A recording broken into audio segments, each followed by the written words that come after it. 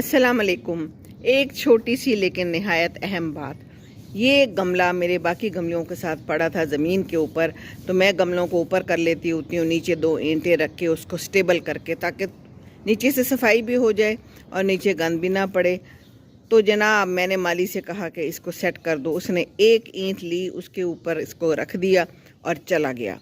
मैंने भी गौर ना किया और थोड़ी देर बाद मेरा पाँव लगा और एक गमला नीचे गिर गया, क्योंकि उसकी बुनियाद ठीक नहीं थी, स्टेबल नहीं थी। 2 ईंटें चाहिए थी, 3 भी होती तो मुनासिब था।